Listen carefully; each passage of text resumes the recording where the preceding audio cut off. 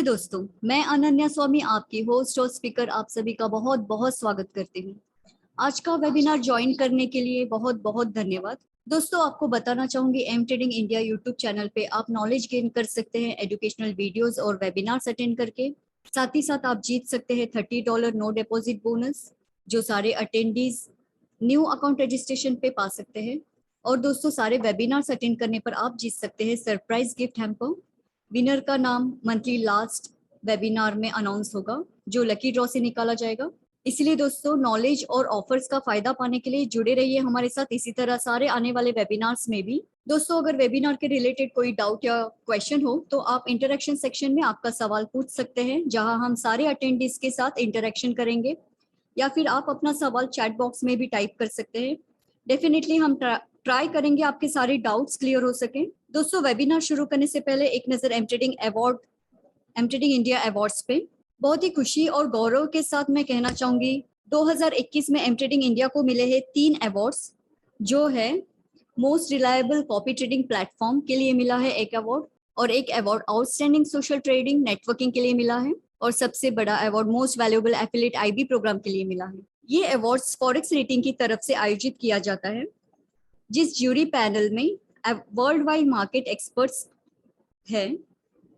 इसके अलावा top 10 brokers के लिस्ट में बड़े नामों को पीछे छोड़ के 3rd रैंक का पोजीशन एम ट्रेडिंग इंडिया ने हासिल किया है। दोस्तों, और एक जानकारी के बारे में बताना चाहूंगी, एम ट्रेडिंग इंडिया का वेबसाइट टोटली अपग्रेड हो चुका है, जहां आप देख सकते हैं नया लुक और एडिशनल फीचर्स, जैसे यूएसडीटी का ऑप्शन आप देख सकते हैं। इसके अलावा डैशबोर्ड में जैसे आईबी के लिए डीडब्ल्यू रिवॉर्ड्स और रेगुलर रेवेन्यू शेयर आप देख सकते हैं। कॉपी ट्रेडिंग में भी रीबैलेंसिंग का नया फीचर आप देख सकते हैं। दोस्तों, अधिक जानकारी के लिए आप आपके अकाउंट मैनेजर को कांटेक्ट कर सकते हैं।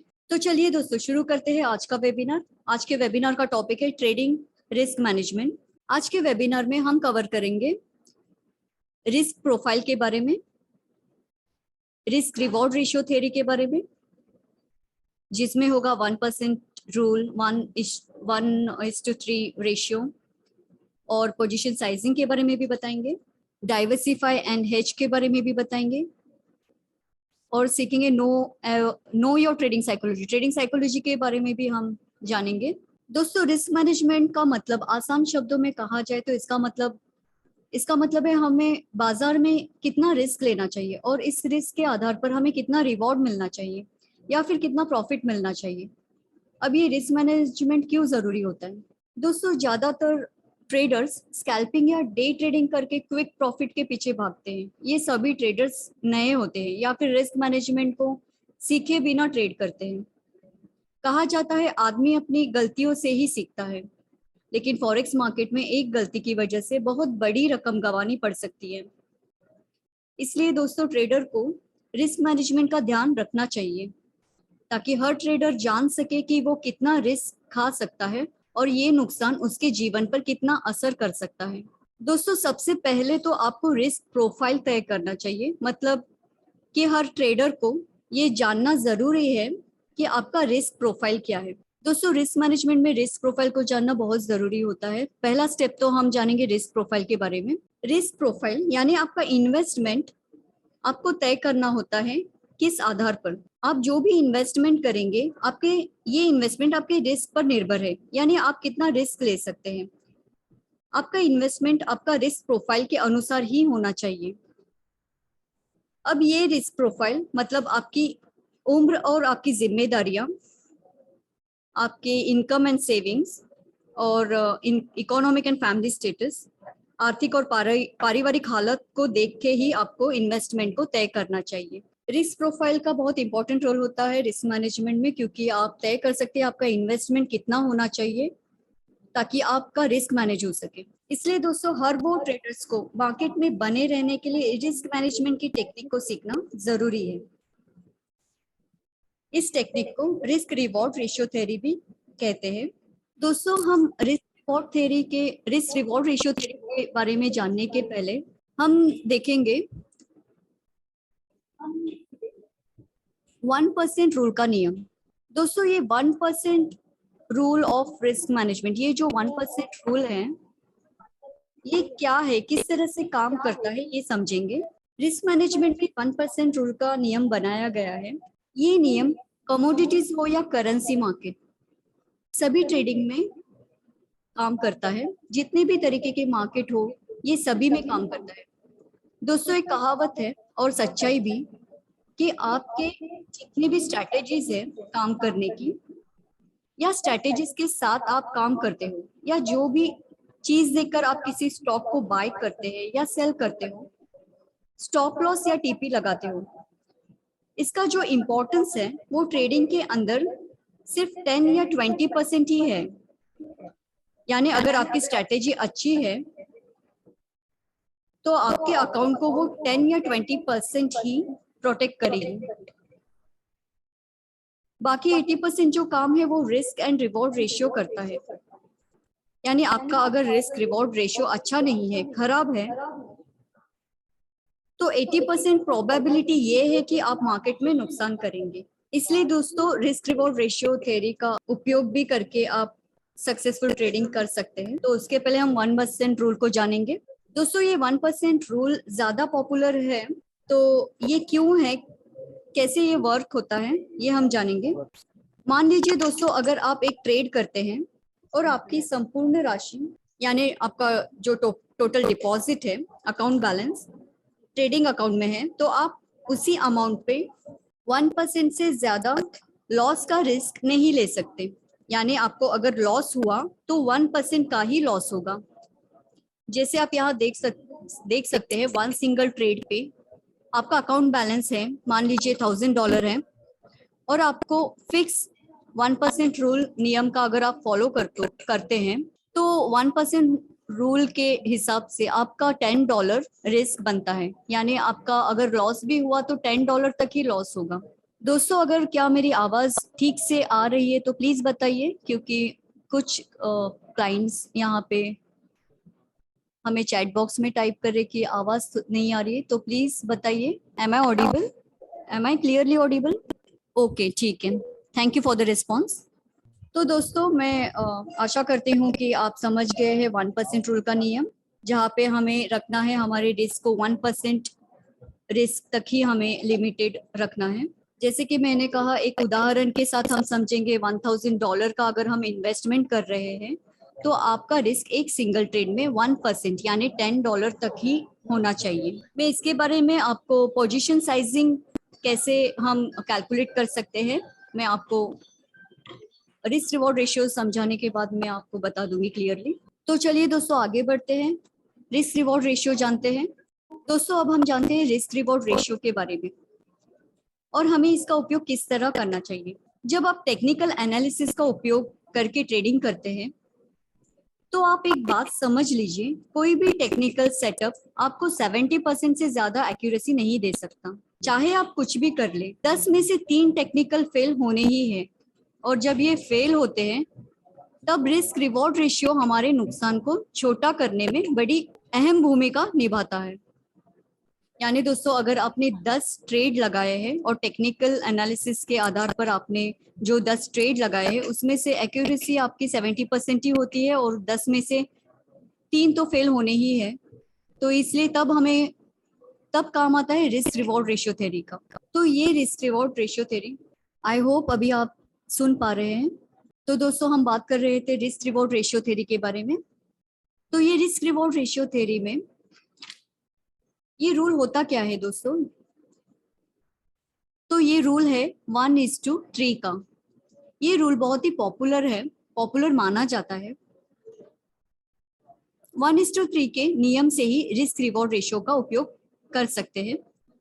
अब आप सोच रहे होंगे दोस्तों, ये 1:3 का नियम क्या है, या फिर कुछ लोग ये नियम जानते भी होंगे। 1:3 का मतलब ये है, अगर आप कोई ट्रेड ले रहे हैं और आपका स्टॉप लॉस $10 का है तो आपका टेक प्रॉफिट $30 का ही होना चाहिए, और उससे ज्यादा हो तो भी अच्छी बात है। इसे एक आदर्श और सफल ट्रेडर की पहचान मानी जाती है, क्योंकि अगर आपका टेक प्रॉफिट आपके स्टॉप लॉस से 3 गुना नहीं है तो आपको ये ट्रेड नहीं लेना चाहिए, क्योंकि ऐसे ट्रेड से हमें फायदा नहीं होगा।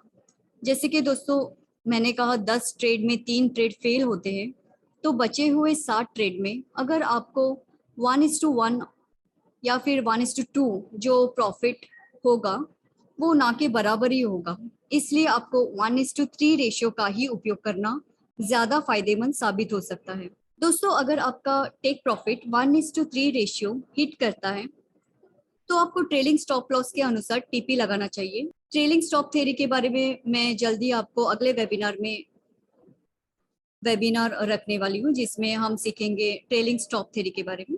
अगर आप मार्केट में अच्छा प्रॉफिट करना चाहते हैं और नुकसान से बचना चाहते हैं तो आपको रिस्क रिवॉर्ड रेशियो थ्योरी का पालन करना ही चाहिए। Risk reward ratio theory technical indicators और चार्ट पैटर्न्स के लिए बहुत ही इंपॉर्टेंट है, इसलिए आपको ये सीखना जरूरी है। तो आई होप दोस्तों आप ये रिस्क रिवॉर्ड रेशियो समझ चुके हैं।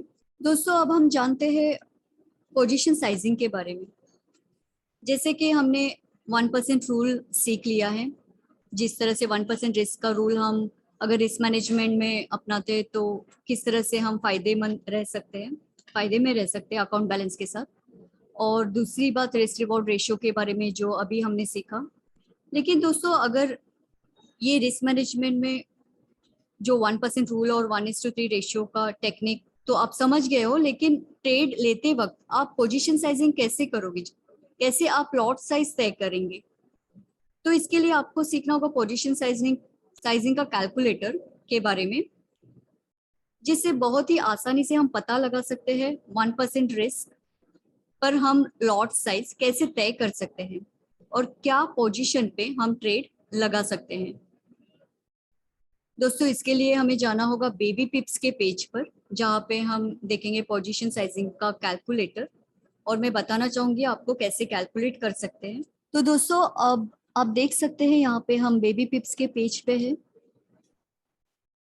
आपको क्या करना है, अगर आपको ट्रेड लेना है और लॉट साइज डिसाइड करना है तो आपको तो पहले ये कैलकुलेटर पे जाना है, बेबी पिप्स के साइट पे, या फिर कई साइट से कहीं से भी आप कैलकुलेटर पे जा सकते हैं। आपको करेंसी डिसाइड करना है यूएसडी, फिर आपको करेंसी पेयर देखना है किस पेयर में आपको ट्रेड लेना है। यहाँ पे आपको सब करेंसी पेयर दिख सकते हैं, करेंसी पेयर लेना है। यहाँ पे आप रिस्क परसेंटेज डाल सकते हैं, जो हमने 1% रूल का नियम हमें अपनाना है तो 1%। आपका अकाउंट बैलेंस जो 1% आप ले रहे हैं, बहुत सारे जो नए क्लाइंट्स होते हैं, ट्रेडर्स होते हैं, उनका जनरली 100 या 500 होता है। तो हम $1000 अगर लेते हैं,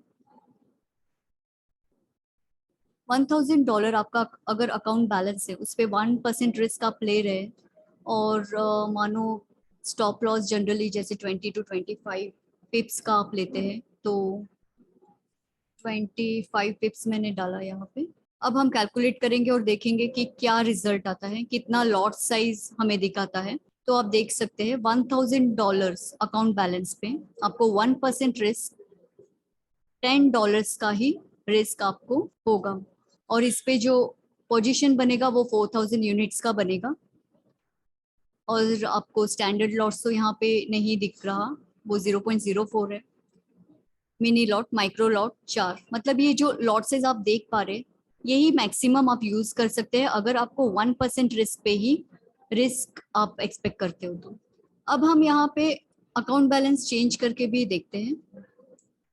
अगर आपका अकाउंट बैलेंस है 500 और 1% रिस्क पे, पिप्स हमने सेम रखा, और अगर करेंसी पेयर आपने चेंज कर दिया, तो आप देख सकते हैं 500 का 1% $5 $5 का रिस्क आपको होगा, और 2000 यूनिट्स का पोजीशन साइज बनेगा। ये आप लॉट साइज देख सकते हैं। तो ये जो 1% का रिस्क आप उठा सकते हैं, इतना ही 1% का ही आपको यहाँ पे दिखेगा, और लॉट साइज भी आप ट्रेड लेने के लिए तय कर पाएंगे। तो इस तरह से आप कैलकुलेट करके आपका लॉट साइज आप डिसाइड कर सकते हैं। अब अगर मैंने यहाँ पे $1 लाख डाला, तो आप देख सकते हैं यहाँ पे 1% का $1000 आता है, और स्टैंडर्ड लॉट्स आप, इसका मतलब ये है कि 4 स्टैंडर्ड लॉट तक ही आप मैक्सिमम ट्रेड डाल सकते हैं, ताकि आप सिर्फ $1000 का रिस्क उठा सके। तो आई होप आपने समझ लिया है ये कैलकुलेटर कैसे वर्क करता है। तो दोस्तों अब हम आगे बढ़ते हैं, जानते हैं डाइवर्सिफाई और हेजिंग के बारे में। दोस्तों डाइवर्सिफिकेशन ये बहुत ही अहम भूमिका निभाता है रिस्क मैनेजमेंट में, क्योंकि डाइवर्सिफिकेशन का मतलब एक ऐसी प्रोसेस जिसमें हम रिस्क से बचने के लिए अलग अलग ट्रेड लगाते हैं एक ही कैपिटल के जरिए। दोस्तों यहाँ पे बहुत लोगों को या फिर बहुत नए क्लाइंट्स को, ट्रेडर्स को डाइवर्सिफिकेशन का मतलब ऐसा लगता है उन्हें कि सिर्फ ट्रेडिंग ऑन डिफरेंट करेंसीज, मतलब अलग अलग ट्रेड पे ट्रेड करो, अलग अलग डिफरेंट करेंसीज पे ट्रेड करो तो इसका मतलब है डाइवर्सिफिकेशन और हम सेफ रहेंगे। ऐसा नहीं है दोस्तों। एक्चुअली डाइवर्सिफिकेशन का सही मतलब आप यहाँ देख सकते हैं, दो ऑप्शन में है। Trading on the same currency with different strategies, यानी आप ट्रेड करो सेम करेंसी पे लेकिन डिफरेंट स्ट्रेटेजीज, या फिर trading on different currencies with the same strategy. अब हम उदाहरण एग्जांपल के तौर पे देखा जाए तो फर्स्ट ये जो है trading on the same currency with different strategy, इसका मतलब बनता है कि अगर आप ट्रेड लगा रहे हो सेम करेंसी पे, अगर आप ट्रेड कर रहे हो सेम करेंसी पे मतलब यूरो यूएसडी, तो आप इसमें आप स्विंग भी करने का प्लान कर रहे हैं। स्ट्रैटेजीज मतलब आपकी डिफरेंट डिफरेंट है, तो आप ऐसा कर सकते हैं। डाइवर्सिफाई करने से क्या होगा, आपका अकाउंट जो है डाइवर्सिफाई होने से आपका रिस्क कम होगा। इसके लिए ट्रेडिंग आपको सेम करेंसी पे डिफरेंट स्ट्रैटेजी पे भी आप ट्रेड कर सकते हैं। और दूसरा ऑप्शन है आपको trading on different currencies with the same strategy, यानी आप यूरो यूएसडी ले सकते हैं, जीपीपी यूएसडी भी ले सकते हैं, डिफरेंट करेंसीज ले सकते हैं और सेम स्ट्रैटेजी पे भी आप कर सकते हैं। मतलब according to your trading style आप ये दोनों चीजें आप यूज कर सकते हैं। आप डाइवर्सिफाई कर सकते हैं ताकि आपका रिस्क, आप रिस्क से आपका अकाउंट बचा रहे, या फिर आप कह सकते हैं आपका रिस्क मैनेज हो सके। एक एग्जांपल मैं देना चाहूंगी यहाँ पे। कई ट्रेडर्स ऐसे ट्रेड करते हैं जैसे euro USD, GBP USD one side bullish में करते हैं या फिर एडवर्स वाइसा वर्सा करते हैं, बुलिश बेरिश। लेकिन आपको ये ध्यान रखना है कि यूरो यूएसडी अगर आप ले रहे करेंसी, तो उसमें अगर आप बुलिश में हैं और आपको अच्छा खासा प्रॉफिट हो रहा है तो उसमें वाइसा वर्सा नहीं लेना है। अगर आप लॉस में जा रहे हैं तो आपको वाइसा वर्सा लेना है। यानी यूरो यूएसडी लिया तो आपको बुलिश में अगर प्रॉफिट हो रहा है तो आपको सेम जीबीपी यूएसडी में भी बुलिश में ही जाना है, आपको स्ट्रैटेजी नहीं चेंज करना। तो इस तरह से आप डाइवर्सिफाई कर सकते हैं। तो दोस्तों इसी तरह हम हेजिंग के बारे में भी अगर जानना चाहेंगे तो हेजिंग का भी रोल बहुत ही इम्पोर्टेंट है रिस्क मैनेजमेंट में। लेकिन जितना इम्पोर्टेंट है, जितना सर्वाइवल टाइम पे हमें सेव करता है, बचाता है बट अकाउंट को, लेकिन उतना ही वो सेम हैंड रिस्की भी है। बहुत ज्यादा रिस्की है हेजिंग स्टाइल का होता है, क्योंकि बहुत सारे हमारे न्यू ट्रेडर्स, न्यू क्लाइंट्स जो सीखते हैं वो चाह कर भी या ना चाह कर भी हेजिंग में फंस जाते हैं, और ऐसे फंस जाते हैं बहुत, उनका अकाउंट वॉश आउट हो जाता है। ऐसे बहुत सारे हमारे यहाँ क्लाइंट्स कंप्लेंट करते हैं कि मैं हेजिंग में फंस गया हूँ, बट एक्चुअली गलती ट्रेडर्स की होती है कि वो रॉन्ग टाइम पे या फिर गलत स्ट्रेटेजी में हेजिंग कर लेते हैं। ये गलतियों में से मैं एक गलती बताना चाहूंगी। कुछ लोग गलती करते हैं कंसोलिडेशन पीरियड में हेजिंग करके, कुछ नए ट्रेडर्स हेजिंग में कंसोलिडेशन में हेजिंग करके फंस जाते हैं। और दूसरी गलती कुछ ट्रेडर्स ऐसा भी करते हैं, मार्जिन बचाने के लिए, मार्जिन बचाने के चक्कर में हेजिंग करने लगते हैं, ट्रेड पे ट्रेड करते जाते हैं और हेजिंग में फंस जाते हैं। तो ये दो चीजें, मतलब ये जो दो गलतियां हम देखते हैं क्लाइंट्स के, तो वो प्लीज ना करें। हेजिंग के रिलेटेड ये दोनों गलती प्लीज ना करें। तो इस तरह से डाइवर्सिफिकेशन और हेजिंग का भी हम उपयोग करके हम रिस्क को मैनेज कर सकते हैं ट्रेडिंग में। बस हमें ध्यान ये रखना है कि डाइवर्सिफिकेशन किस तरह से करना है और हेजिंग का यूज किस तरह से करना है और कब करना है। दोस्तों, हमने शुरुआत में रिस्क प्रोफाइल के बारे में जाना, उसके बाद 1% रूल, फिर उसके बाद रिस्क रिवॉर्ड रेशियो थ्योरी के बारे में जाना, और पोजीशन साइजिंग भी हमने जान लिया। उसके बाद रिस्क मैनेजमेंट में जो डाइवर्सिफिकेशन और हेजिंग का रोल है वो भी हमने जान लिया है। लेकिन दोस्तों, क्या आपको लगता है ये सारी चीजें हम रिस्क मैनेजमेंट में यूज करके, अगर आपका mind he state of mind में आप नहीं है, तो क्या ये वर्क होगा? नहीं, बिल्कुल नहीं। इसीलिए दोस्तों, ट्रेडिंग साइकोलॉजी का पार्ट बहुत इंपॉर्टेंट है रिस्क मैनेजमेंट में। आप यहाँ देख सकते हैं, ये जो एक ट्रेडर का साइकोलॉजी आप देख सकते हैं, जो इनिशियली एक्साइटमेंट है, थ्रिल्ड है, बाद में धीरे धीरे जैसे ही ट्रेड उनका नेगेटिव में जाता है या छोटा लॉस होता है तो एंजाइटी, डिनायल, फिर बाद में वो फियर स्टेज पे आता है, फिर डेस्परेशन लगती है उसको कि ये लॉस कैसे निकाला जाए, फिर पैनिक हो जाता है, बड़े लॉस में गया है या फिर अभी क्या करे, ऑप्शन नहीं है। फिर आगे बढ़ते हुए होप और बढ़ जाती है उसको कि अगला ट्रेड डालने का होप बढ़ता है, उसका रिलीफ, ऑप्टिमिज्म, ये सब ट्रेडिंग साइकोलॉजी है। तो ये जो सारे स्टेजेस हैं दोस्तों, आपको ध्यान रखना है कि ये सारे स्टेजेस पे आपको इमोशंस पे कंट्रोल, बहुत जरूरी है आपको इमोशंस पे कंट्रोल रखना, बहुत अच्छी तरह से आपको इमोशंस कंट्रोल करना है, और पेशेंस को बैलेंस्ड रख के आपको ट्रेडिंग करना है। तो ये ट्रेडिंग साइकोलॉजी का पार्ट रिस्क मैनेजमेंट में भी उतना ही इम्पोर्टेंट रोल है। ट्रेडिंग साइकोलॉजी में मैं और एक एग्जांपल देना चाहूंगी दोस्तों। कुछ ट्रेडर्स जो होते हैं, नए ट्रेडर्स होते हैं, वो क्या करते हैं कि वो अकाउंट तो स्टार्ट करते हैं $100 से, 200 से, 500 मैक्सिमम, और उनका एक्साइटमेंट इतना हाई लेवल पे होता है कि वो लॉट साइज को मैनेज नहीं कर पाते। मैं हमेशा एडवाइस करती हूँ कि आप हमेशा अगर नए ट्रेडर हो तो लॉट साइज को मिनिमम माइक्रो में रखना है आपको, माइक्रो में रख के ही आपको हर एक ट्रेड लेना है, और उसकी भी ट्रेड मिनिमम नंबर्स होने चाहिए, मतलब दिन में ज्यादा नहीं लेना है ट्रेड आपको, 2 या 3 मैक्स। बट कुछ नए ट्रेडर्स होते हैं, उनकी एक्साइटमेंट की लिमिट नहीं होती, तो वो फंस जाते हैं ऐसे ही वॉश आउट करने के, मतलब अकाउंट्स वॉश आउट ही हो जाता है उनका ऑलमोस्ट। तो नए ट्रेडर्स को ज्यादा ध्यान रखना है, और जो एक्सपर्ट्स भी है उनके साथ भी ये सभी साइकोलॉजिकल होता ही है, उतार चढ़ाव हम बोल सकते हैं, तो उनको भी ध्यान रखना है। इमोशंस को कंट्रोल में रखे, पेशेंस के साथ हर एक ट्रेडिंग को आपको ट्रेड अच्छे से करने का ध्यान रखना है। दोस्तों, अब वक्त हुआ है हमारे इंटरेक्शन सेक्शन का। चलिए देखते हैं कौन कौन आज उपस्थित है और उनके सवाल। प्लीज आपका माइक अनम्यूट करके सवाल पूछिए।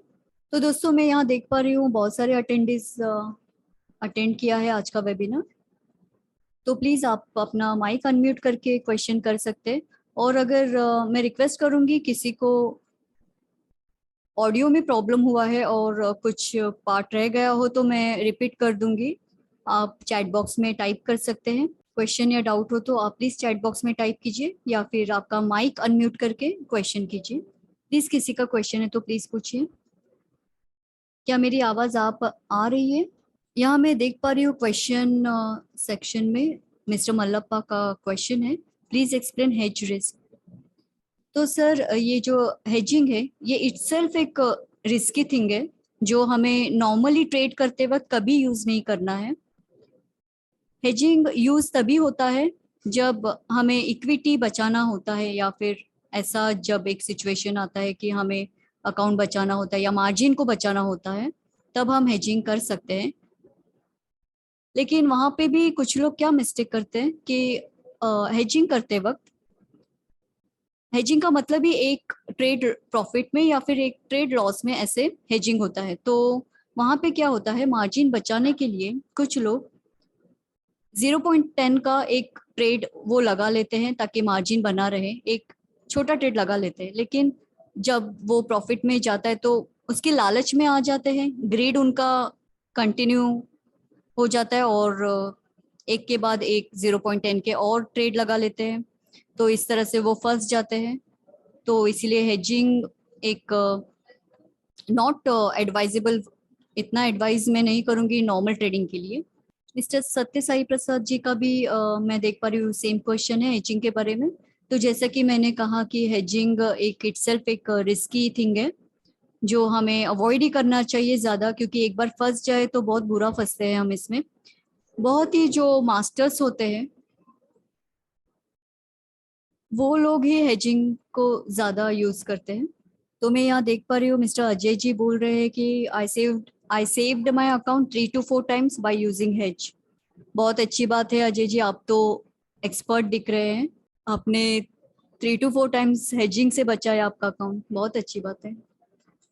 तो मैं वही कहना चाहूंगी कि इसमें बहुत एक्सपीरियंस चाहिए या फिर आपको अच्छा नॉलेज होना चाहिए, एक्सपीरियंस होना चाहिए एक्चुअली ट्रेडिंग का, तो आप प्रिडिक्शन कर सकते हैं कि कहाँ पे एजिंग कैसे किस तरह से किया जाए। दोस्तों समय के अभाव के कारण यही रुकना होगा। हमारे सारे दर्शकों को धन्यवाद आपका कीमती वक्त देने के लिए। दोस्तों एक कॉन्टेस्ट के बारे में मैं बताना चाहूंगी जो हाल ही में एम ट्रेडिंग इंडिया ने अनाउंस किया है, जो सारे डायरेक्ट क्लाइंट्स के लिए है, जिसका नाम है किंग ऑफ ट्रेड कॉन्टेस्ट 2022, जहां आप कई इनाम जीत सकते हैं जैसे स्कूटी, आईफोन, लैपटॉप और कई सारे कंसोलेशन प्राइजेस भी जीत सकते हैं। इस कॉन्टेस्ट की डेट है 15 अप्रैल टू 15 मई। अधिक जानकारी के लिए आप आपके अकाउंट मैनेजर को कांटेक्ट कर सकते हैं। आखिर में लास्ट बट नॉट लिस्ट हमारे अगले वेबिनार के बारे में। हमारा अगला वेबिनार है 29 अप्रैल एट 5 PM जो तमिल लैंग्वेज में होगा, जिसके गेस्ट स्पीकर अजीत कुमार और होस्ट रहेंगे Dev Ganguly. Thank you so much for your patience and valuable time. We will look forward to see you in next webinar. Till then, stay safe. Bye-bye.